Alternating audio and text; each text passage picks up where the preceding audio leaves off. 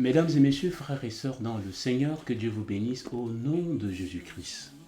Je crois Dieu que vous vous êtes levés ce matin et que vous allez bien et que vous bénéficiez des grâces que Dieu et des dons que Dieu nous donne. Nous rendons grâce, bien évidemment, nous ici, à Dieu du souffle de vie qu'il nous a renouvelé. Vous êtes sur Cantique TV, c'est la matinale. Et ce matin, sans plus tarder, nous allons partager avec vous l'inspiration que nous recevons de la parole de Dieu. Et le titre de partage ce matin est « Ceux qui souillent l'homme ». Ceux qui souillent l'homme. Nous allons aller dans la Bible pour comprendre quelque chose à travers ce sujet. Alors, dans le livre de Matthieu, j'ai déjà ouvert ma Bible. Si vous avez la vôtre, ce serait bien. Dans le livre de Matthieu, chapitre 15, versets 10, 17 et suivants.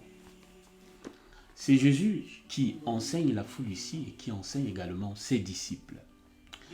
Alors, ses disciples viennent et lui demandent « Seigneur, explique-nous de quoi tu es en train de parler. Allons dans les Écritures. » Ayant appelé la foule, il lui dit « Écoutez et comprenez, ce n'est pas ce qui entre dans la bouche qui souille l'homme, mais c'est ce qui sort de la bouche, c'est ce qui souille l'homme. » Tout est dit.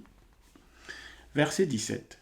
« Ne comprenez-vous pas que tout ce qui entre dans la bouche va dans le ventre, puis est jeté dans le lieu secret, mais c'est ce qui sort de la bouche vient du cœur, et c'est ce qui souille l'homme.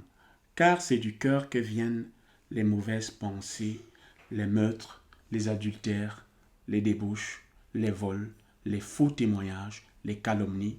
Voilà les choses qui souillent l'homme. Mais manger sans se laver les mains, cela ne souille point l'homme. » Alléluia. Tout est dit. Je peux fermer ma Bible, vous dire bonne journée, parce que le Seigneur a tout expliqué. Vous allez me dire, Guy José, vas-y, explique-nous, et c'est ce qu'on va faire pendant ces quelques minutes qui nous restent. Notre merveilleux Seigneur et Sauveur de gloire était plein de sagesse, plein de bonté, plein de richesse, plein de connaissances. Et il savait prendre les choses simples du quotidien pour expliquer les choses qui sont spirituelles. C'est spirituellement qu'on en juge ici. D'abord, allons dans le domaine des sens pour aller dans le domaine spirituel. Les gestes quotidiens, se laver, se nettoyer les mains, se brosser les dents, se vêtir, sont importants parce qu'ils nous aident à prendre soin du corps. Jésus veut nous faire comprendre quelque chose ici. On peut faire ces actes-là quotidiennement. On peut se laver les mains, on peut se vêtir, on peut se mettre des crèmes comme certains le font, on peut manger le mets le plus succulent de la terre. Cependant, ce n'est pas ça qui nous donnera la bonne santé. Vous allez me dire, comment? Ce n'est pas ça qui nous donnera la bonne santé, parce que nous connaissons tous, alléluia, des gens qui sont dans des conditions de vie très agréables, qui ont tout ce dont il faut à cette vie, qui ont les meilleurs désinfectants, qui ont les meilleures choses pour se tenir dans les bonnes conditions, mais qui sont malades. Amen. Donc, dans le domaine physique déjà, il y a quelque chose qui se passe. On peut donc avoir toute l'hygiène du monde, mais être malade. Pourquoi, vous allez me demander, Guy José? C'est très simple. L'apôtre Paul dit dans les Écritures, « Mangez de tout ce qui se vend dans le marché, pourvu que vous le preniez avec action de grâce. » Rien que ça. Pourvu que vous le preniez avec action de grâce. Je peux donc manger la meilleure nourriture du monde, mais si je ne le prends pas avec action de grâce, en tant qu'enfant de Dieu, cela ne m'est pas bénéfique. Je peux être malade. Je peux même me laver les mains quotidiennement, mais tout ce que je fais n'est pas fait avec action de grâce, avec simplicité de cœur, avec sanctification, je peux tomber malade.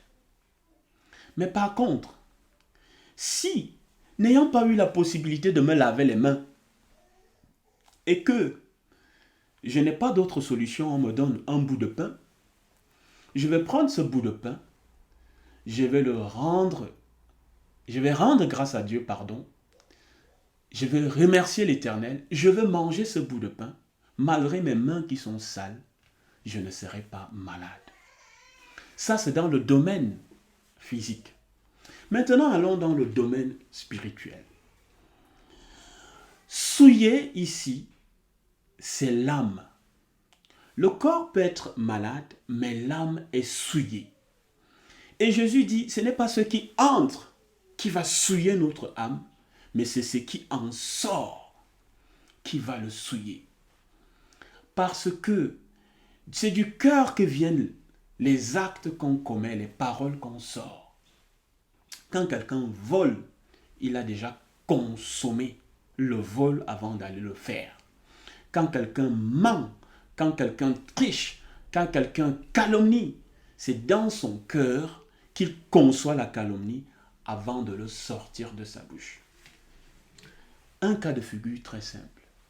Le premier meurtre que l'humanité va connaître se trouve dans le livre de la Genèse. Deux frères, Abel et Caïn, offrent à Dieu une offrande. Mais l'offrande d'Abel va être agréée et celui de Caïn non. Caïn va entrer dans une jalousie et la jalousie va enfanter la colère. Et Dieu lui dira, le péché se couche à la porte. Fais attention, domine sur lui, sinon il dominera sur toi. Mesdames et messieurs, c'est donc clair. C'est ce qui sort de nous qui joue contre nous. C'est ce qui sort de notre ventre, de notre cœur, qui nous rend malades. Quand nous avons le stress, ça vient d'où? Du cœur. Quand nous avons les palpitations, ça vient d'où? De nos pensées. Quand nous sommes envieux, ça vient d'où? Du cœur.